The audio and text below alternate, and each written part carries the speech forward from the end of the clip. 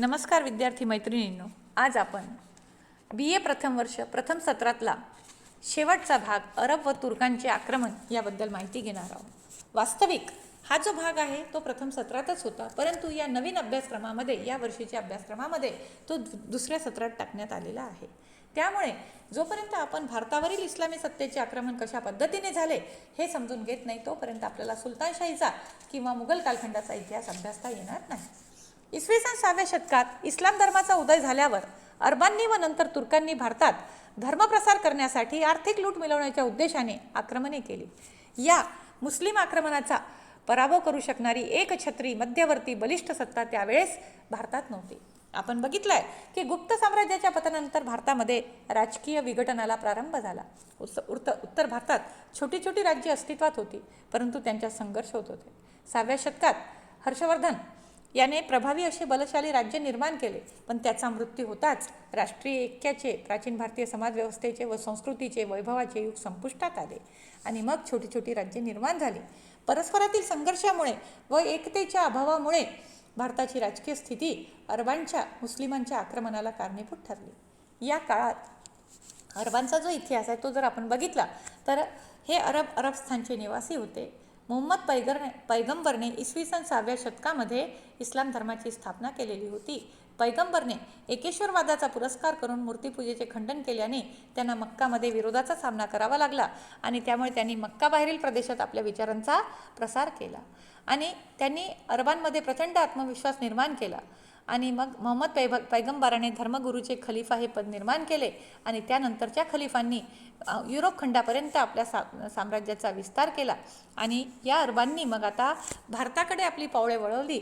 भारतात इस्लाम धर्माचा प्रसार करणे, भारतातील संपत्तीची लूट करणे आणि मुस्लिम सत्तेचा साम्राज्य विस्तार करणे ही अरबांच्या भारतावर आक्रमण करण्याची प्रमुख कारणे होती.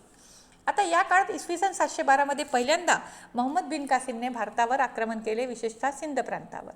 आता ही घटना घडण्यासाठी काय कारण ठरलं तर इसवी सन 708 श्रीलंकेच्या राजाने मुस्लिम खलिफाला एक भेट पाठवली, पण ही भेट सिंध प्रांतातील देवल बंदरात जातात समुद्री डाकूंनी त्याला लुटली आणि त्याच्यामुळे या घटनेचा राग आला आणि मग इराकचा अरब सुभेदार हज्जाज याने दाहिरवर आक्रमण करण्यासाठी सैन्य रवाना केले. म्हणजे लक्षात घ्या की त्यावेळेस सिंधचा राजा दाहिर होता. या मोहम्मद हज्जाजने दाहिरला सांगितले की तुम्ही या आक्रमणाची जबाबदारी घ्या, लुटीची जबाबदारी घ्या, परंतु दाहिरने ती स्वीकारली नाही. कारण खरं म्हणजे ती लूट त्याने केलेलीच नव्हती, ती लूट समुद्री डाकूंनी केलेली होती. पण हा त्याला अपमान वाटला हज्जाजला आणि त्याने आपली मोठी सेना पाठवली. 4 मार्गाने ते भारतामध्ये आले आणि मोहम्मद बिन कासिमच्या नेतृत्वावर भारतामध्ये स्वारी केली. कासिमने देवल बंदराला वेढा दिला. या बंदराची सुरक्षेच्या दृष्टीने फारशी व्यवस्था नव्हती. तिथे अंधश्रद्धाळूपणाही मोठा. देवल मंदिरावरील ध्वज जोपर्यंत फडकत आहे तोपर्यंत आपल्याला कोणीही पराजित करणार नाही अशी लोकांची भोळी समजूत होती. याचा फायदा घेऊन मोहम्मद बिन कासिमने ध्वज खाली पाडला. त्यामुळे जनता पळून गेली. तिथल्या जनतेने घाबरून पळ काढला आणि त्यांनी तो प्रदेश प्राप्त केला. त्यानंतर त्याने नेरून प्रांतही आपल्याकडे प्राप्त केला. यानंतर सिंधू नदी पार करून कासिम दाहिरशी युद्ध करण्यासाठी निघाला. रावेर या ठिकाणी दोघांचे युद्ध झाले. दाहिर राजाने आक्रमणाचा धैर्याने प्रतिकार केला, परंतु युद्धात दाहिरचा मृत्यू झाल्याने सैन्याचे मनोबल खचून ते सैरावैरा पळू लागले. दाहिर नंतर त्याचा मुलगा जयसिंह युद्ध लढत होता, परंतु त्याचाही कासिम समोर टिकाव लागला नाही. दाहिरच्या पत्नीनेही शत्रूचा सामना करून प्रतिकार करण्याचा प्रयत्न केला, पण तिलाही शेवटी प्राणत्याग करावा लागला आणि अशा प्रकारे संपूर्ण सिंधवर दाहिरचा पराभव झाल्यानंतर मोहम्मद बिन कासिमने ताबा मिळवला आणि एक प्रकारे भारतावर झालेले हे पहिले मुस्लिमांचे आक्रमण होते. परंतु हा जो मोहम्मद बिन कासिम आहे तो फार काळ भारतात राहिला नाही. तो परत आपल्या देशात निघून गेला. तो निघून गेल्यानंतर पुन्हा एकदा सिंध प्रांत हा त्यांच्या ताब्यातून मुक्त झालेला आपल्याला दिसतो. आता हे झालं मोहम्मद अरबांची सिंध प्रांतावरील स्वारी. मग ही स्वारी का शेवटची होती का? नाही. इथूनच आता तुर्क आक्रमणाला सुद्धा आपल्याला सुरुवात झालेली विद्यार्थी मैत्रिणींनो दिसून येते. 9व्या शतकाच्या अंतिम काळात खलिफा वर्गाच्या पतनाला प्रारंभ झाला. त्याच्यामुळे खलिफाची सत्ता औपचारिक मात्र राहिली. या काळामध्ये उत्तर आशिया खंडामध्ये तुर्क सत्तेचा उदय झाला आणि या तुर्क सत्तांमध्येच परस्परांशी संघर्ष झालं आणि इसवी सन 963 गझनी नावाचे एक घराणे उदयाला आले. अलिप्तगीन हा गझनी वंशाचा जन्मदाता होता. अलिप्तगीनच्या मृत्यूनंतर त्याचा विश्वासपात्र गुलाम सुबुक्तगीनने गझनीत आपले स्वतंत्र राज्य निर्माण केले आणि या सुबुक्तगीनने भारताकडे आपली नजर वळवली, कारण त्याला इस्लाम साम्राज्याचा विस्तार करायचा होता. इसवी सन 986 मध्ये सुबुक्तगीनने पंजाबचा राजा जयपालवर आक्रमण केले. दोघांमध्ये लांबगान येथे 2 युद्ध झाली. या युद्धात जयपालचा पराभव झाल्यामुळे सुबुक्तगीनसोबत तह करावा लागला. सुबुक्तगीनच्या मृत्यूपर्यंत त्याने अफगाणिस्तान, खोरासान, बल्ख व भारताच्या पश्चिम सीमेपर्यंत प्रदेश आपल्या साम्राज्यात समाविष्ट केले आणि त्याच्यानंतर त्याचा उत्तराधिकारी बनला मोहम्मद गझनी इसवी सन 997 मध्ये. आता मोहम्मद गझनी जेव्हा भारतात त्या राज्याचा उत्तराधिकारी बनला, त्यानंतर आपल्याला असं चित्र लक्षात येते की त्याने भारतामधल्या राजकीय अस्थिरतेचा फायदा घेण्यास सुरुवात केली आणि ही जी अस्थिरता होती, ही अस्थिरता त्याच्या स्वारीसाठी महत्त्वाची ठरली. मोहम्मद गझनीला इस्लामचा योद्धा मानले जाते. भारतातील आक्रमणामागे त्याचा धार्मिक उद्देश होता, परंतु हे मत काही योग्य वाटत नाही. त्याचा मुख्य उद्देश मध्य आशियातील तुर्की फारसी साम्राज्याला मजबूत करण्याच्या हेतूने राजकोष संपन्न करण्यासाठी धनप्राप्ती करणे हा होता. तो एक मूर्तिभंजक आक्रमणकारी होता. प्राचीन काळापासून भारतातील मंदिरे हिंदूंच्या सामाजिक आणि आर्थिक विकासाचे केंद्र होते. मूर्त्यांसोबत मोठ्या प्रमाणात खजिनासुद्धा मंदिरात ठेवला जात होता. मोहम्मद गझनीने मंदिराचे धनासंदर्भातील महत्त्व जाणले होते. मोहम्मदाने भारतात राज्य प्रस्थापित करण्याचे कोणतेही ध्येय ठेवले नाही. हबीब म्हणतात, युरोपच्या कॅथोलिक चर्चप्रमाणे हिंदू मंदिरेही कधी ना कधी शक्तिशाली व अत्याचारी शासकाला अपवित्र कार्य करण्यास आकर्षित करत होते आणि म्हणून त्याने म्हणजे मोहम्मद गझनीने आर्थिक व राजकीय दृष्टिकोनातून आक्रमणाची स्वारी केली. असं म्हणतात की इसवी सन 1000 ते इसवी सन 1027 या काळात त्याने भारतावर 17 आक्रमणे केली. अतिशय महत्त्वाचा मुद्दा की मोहम्मद गझनी हा असा एकमेव शासक होता की त्याने भारतावर एकूण 17 आक्रमणे केली. त्यामध्ये पेशावर 1001, भाटिया 1004, मुलतान 1005, उदबांड 1008, नगरकोट 1009, थानेश्वर 1010, पंजाब 1013, मथुरा 1014, कन्नौज 1019, बुंदेलखंड 1020, सोरटी सोमनाथ 1025-26 आणि त्यानंतर पुन्हा एकदा सोरटी सोमनाथानंतर जाताना त्यांनी केलेली स्वारी याचा उल्लेख आपण जर केला तर असं लक्षात येते की जवळपास त्याने एकूण 17 स्वाऱ्या इथे केलेल्या आपल्याला दिसतात आणि या स्वाऱ्यांमधून त्याने भरपूर संपत्ती आपल्याकडे नेली. त्यापैकी त्याची सोरटी सोमनाथावरील स्वारी ही अत्यंत महत्त्वाची मानली जाते. गुजरातमधील प्रसिद्ध सोमनाथ मंदिराची लूट हे मोहम्मद गझनीच्या 16व्या स्वारीचा परिणाम होता. अत्यंत प्राचीन व ऐतिहासिक असलेले हे शिव मंदिर धनसंपन्न होते. सोने व हिऱ्याने मढवलेले हे मंदिर होते. सोबतच समृद्धशाली असे बंदर होते. राजपुतांवर रोचक निर्माण करणे हा या स्वारीचा उद्देश होता. लालची व लोभी मोहम्मद गझनीने 30,000 घोडदळ सैन्याशी मुलतान व जैसलमेर मार्गाने सोमनाथवर आक्रमण करण्याची योजना तयार केली. यावेळी गुजरातचा चालुक्य राजा भीमदेव प्रथम होता. छोट्या छोट्या विरोधाचा बिमोड करून तो सोमनाथला पोहोचला. भीमदेव प्रथम याने मोहम्मद गझनीच्या सैन्याचा प्रतिकार करण्याचा प्रयत्न केला. सोमनाथ मंदिराला असलेली मजबूत तटबंदी तो हिंदू सैन्याच्या प्रतिकारामुळे गझनी ओलांडू शकला नाही. परंतु दुसऱ्या दिवशी त्याने तटबंदी पार करून मंदिरात प्रवेश केला. तेथील ब्राह्मण पंडितांनी सोमनाथच्या मंदिराच्या शिवाच्या मूर्तीला हात न लावता संपत्ती नेण्याची विनंती केली. पण क्रूर व पाशवी गझनीने मंदिरातील सर्वांची कत्तल घडवून आणली. शिवलिंग फोडून त्याने त्याचे तुकडे केले, मंदिरांचा विध्वंस केला. तेथून त्याने अपार संपत्ती लुटली आणि काही शिवलिंगाचे तुकडे गझनीला नेण्याचा आदेश दिला. सिंध मार्गे परत जाताना रसूतराजाने त्याची वाट अडवली, परंतु तिथेही त्याने प्रचंड लूट करून तो गझनीला परत गेला. परत गेल्यानंतर त्याने जामा मशिदीच्या पायऱ्यावर त्या शिवलिंगाच्या सोमनाथाच्या मूर्तीचे तुकडे बसून आपली धार्मिक धोरण प्रकट केले आणि मंदिराचे चंदनी दरवाजे देखील त्याने आपल्यासोबत नेलेले आपल्याला दिसून येते. तर गझनीने हे जे आक्रमण केले त्या आक्रमणामुळे भारताची कशी सांस्कृतिक हानी झाली हे आपल्याला लक्षात येते. विशेषतः मोहम्मद गझनी हा भारतामध्ये लूट करणारा होता हे चित्र तर आपल्याला दिसतेच, पण त्याच्या या विजयाने उत्तर भारतातील राजकीय स्थितीमध्ये पूर्णपणे परिवर्तन झाले.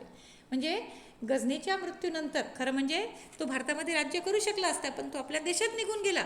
म्हणजे गझनीच्या राजकीय स्वारीचे खूप परिणाम झाले असं नाही आहे, पण बाकीच्या स्वारीचे या देशावर खूप मोठे परिणाम झालेले आपल्याला दिसून येतात.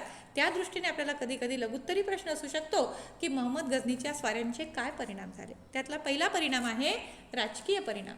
मोहम्मद गझनीच्या पूर्वी भारतावर शक, कुशाण, हून, अरब या परकीय सत्तांचे आक्रमण होते, परंतु मोहम्मद गझनीचे आक्रमण राजकीय दृष्ट्या अत्यंत महत्त्वपूर्ण ठरलेले आपल्याला दिसते. पंजाब व मुलतानवर गझनीने प्राप्त केलेल्या विजयामुळे भारताच्या राजकीय स्थितीमध्ये परिवर्तन घडून आले. या क्षेत्रावर बरीच वर्षे तुर्कांची सत्ता कायम होती. भारताच्या इतिहासात पंजाबच्या सीमांत प्रदेशाचे महत्त्व मोठे होते, कारण परकीयांना भारतात येण्याचा तो मोठा मार्ग होता. पंजाब व वायव्य सीमाचे संरक्षण करणारे शूर हिंदू राजे या संघर्षामध्ये समाप्त झाले. त्यामुळे भारताचे प्रवेशद्वार समजली जाणारी खैबर खिंड कायमस्वरूपी परकीयांच्या नियंत्रणाखाली गेली. शक्तिशाली राजपूत राजे पराभूत झाले. देशातील राजकीय अस्थिरता व एकतेचा अभाव परकीयांसमोर आला. म्हणजे राजकीय दृष्टीने जरी त्याला इथे भारतामध्ये राज्य निर्माण करता आलेले नसले गझनीला, तरी भारत हा किती अस्थिर आहे हा इतिहास लोकांसमोर आला. दुसरा परिणाम आहे धार्मिक. धार्मिक बाबतीत मोहम्मद गझनीचे आक्रमण परिणामकारी ठरले. तुर्क हे इस्लाम धर्माचे प्रतिनिधित्व करणारे होते. गझनीने आपल्या आक्रमणात मंदिरांचा विध्वंस करून त्याच्या जागी मशिदी बांधल्या. अनेक हिंदू लोकांवर जबरदस्ती करून इस्लामची दीक्षा देण्यात आली. पुढे जाऊन इस्लाम धर्म भारतीय राजकारण व समाजाकरता प्रभावशाली बनला. मोहम्मद गझनीच्या आक्रमणाच्या वेळी अल्बेरुनी नावाचा विद्वान भारतात आलेला होता.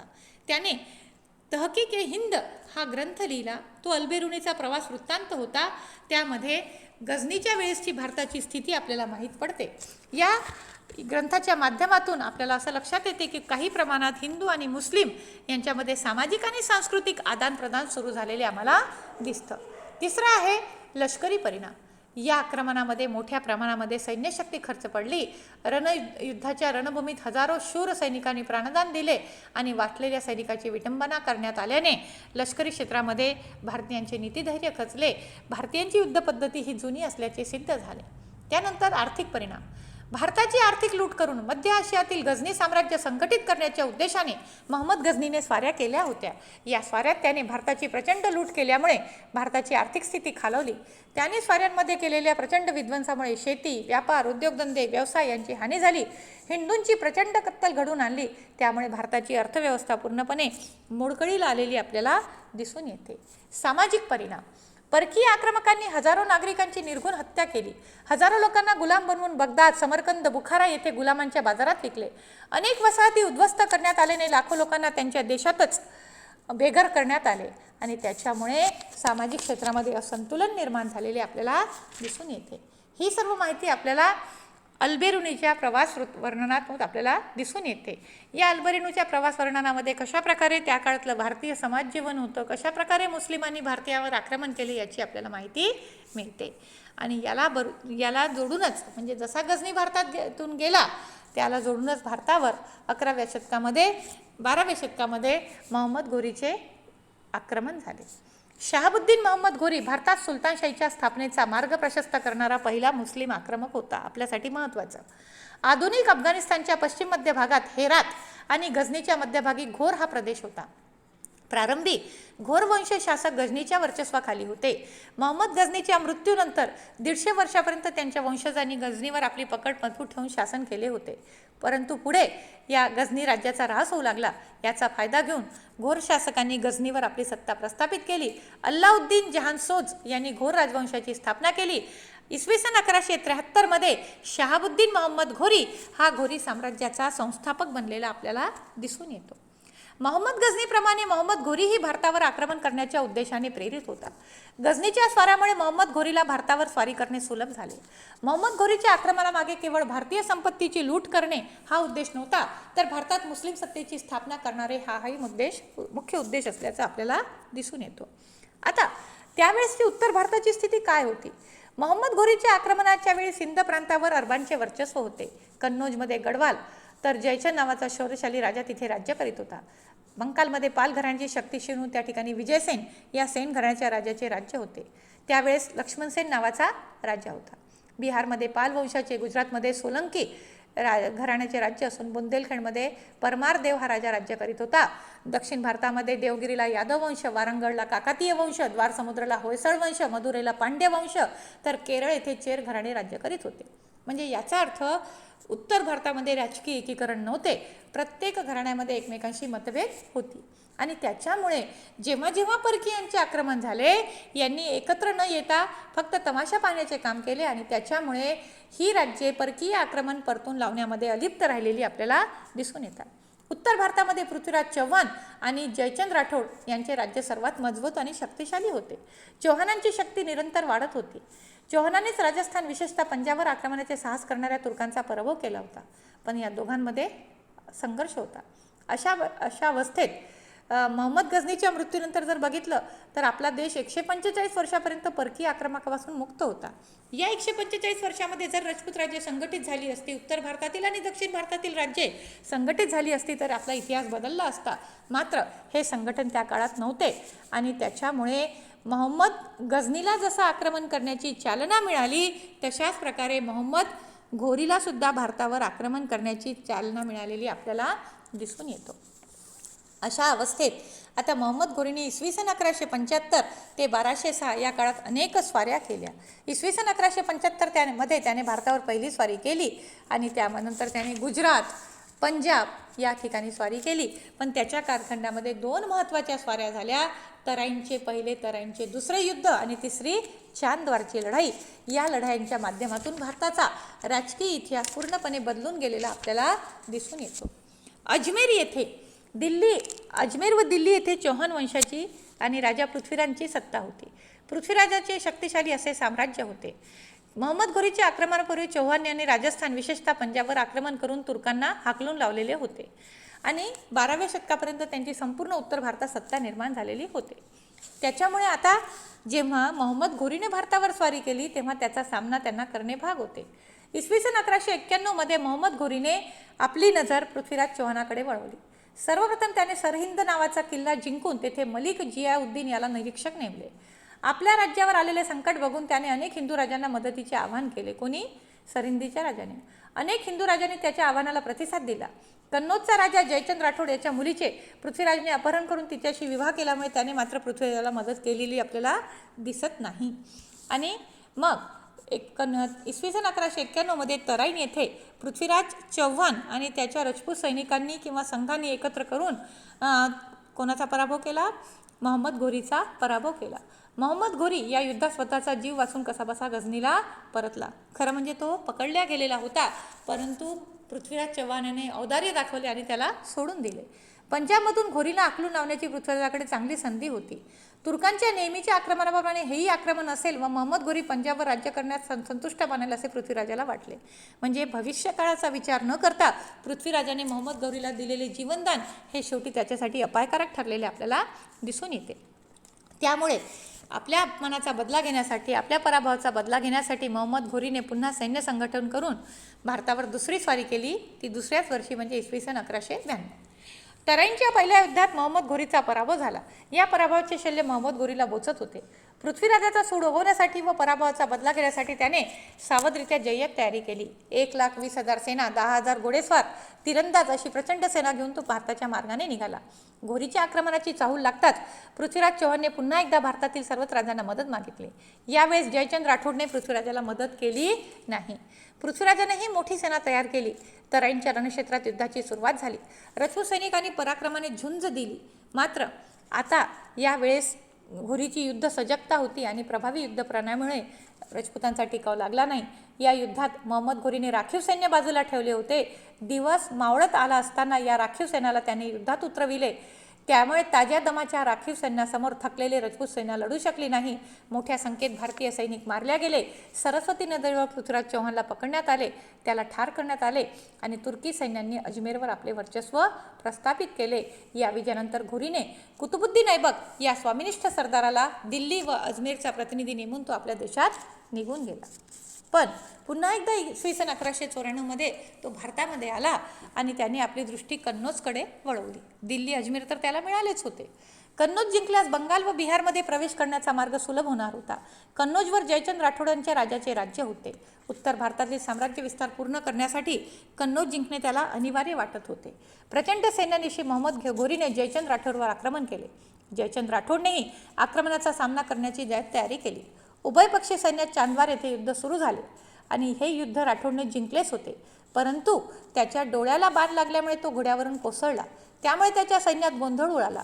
परिणामतः याचा फायदा घेऊन मोहम्मद घोरीने जयचंद राठोडाचा पराभव केला. पराभूत जयचंदला त्याने ठार केले. मोहम्मद घोरीने मंदिरांचा विध्वंस करून प्रचंड संपत्ती लुटली. या युद्धातील विजयाने मोहम्मद घोरीने गंगा, यमुना, दोआबमध्ये सत्तेची पायाभरणी केली. त्यानंतर त्याने बनारसही जिंकून घेतले.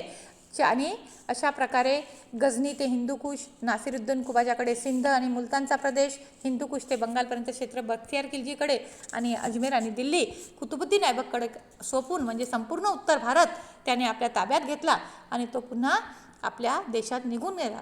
देशात जाण्यापूर्वी त्याने उत्तर भारतामध्ये मीरत, दिल्ली, अलीगढ, रणथंबोर ही राज्ये ताब्यात घेऊन संपूर्ण क्षेत्रामध्ये मुस्लिम संस्कृती विस्तारित करण्याचा आपल्याला प्रयत्न केलेला आपल्याला दिसतो. मात्र परत जाताना त्याला तिथल्या टोळ्यांनी, उत्तर भारतातल्या टोळ्यांनी त्याला त्रास दिलेला आपल्याला दिसून येतो.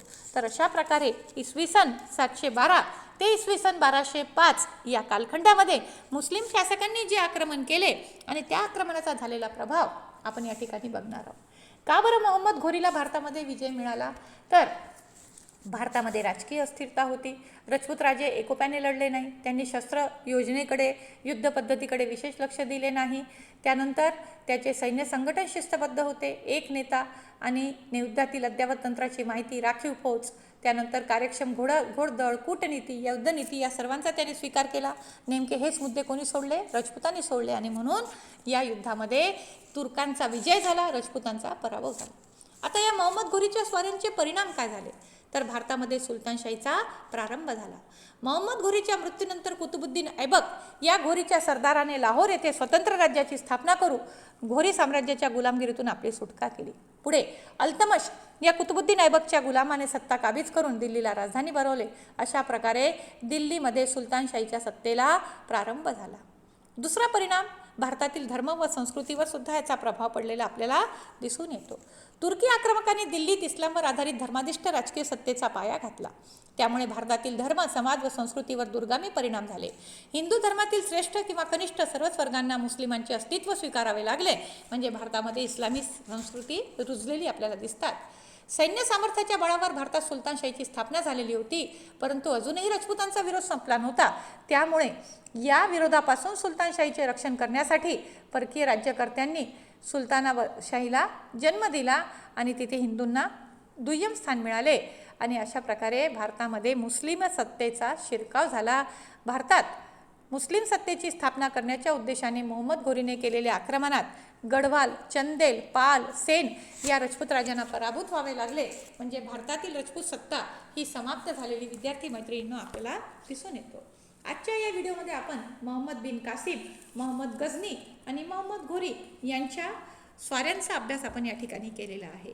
या स्वाऱ्या वेगवेगळ्या कालखंडात झालेल्या आहे, पण या स्वाऱ्यांचा इतिहास आपल्याला काय सांगतो की भारतामध्ये राजकीय अस्थिरता होती. भारतीय राज्यकर्त्यांनी इतिहासामध्ये असलेल्या युद्धनीतीचा अभ्यास केलेला नव्हता आणि आपल्यावर परकीयांचे शासन निर्माण होईल हा विचार त्यांनी केलेला नव्हता आणि त्यामुळे भारतामध्ये अशा प्रकारे इस्लामी आक्रमकांना सुरुवात झाली आणि हे आक्रमण इथेच संपले नाही, तर जवळपास 1857 पर्यंत भारताची राजकीय सत्ता ही इस्लामी शासकांकडे अस्तित्वात असल्याचे आपल्याला दिसून येते. 1857 मध्ये जेव्हा इंग्रजांनी भारतीयांचा पराभव केला तेव्हा शेवटचा मुघल सम्राट बहादूर शाह जफर याच्या पतनानंतर भारतामध्ये इस्लामी शासकांचे अस्तित्व समाप्त झालेले आपल्याला दिसून येते. धन्यवाद.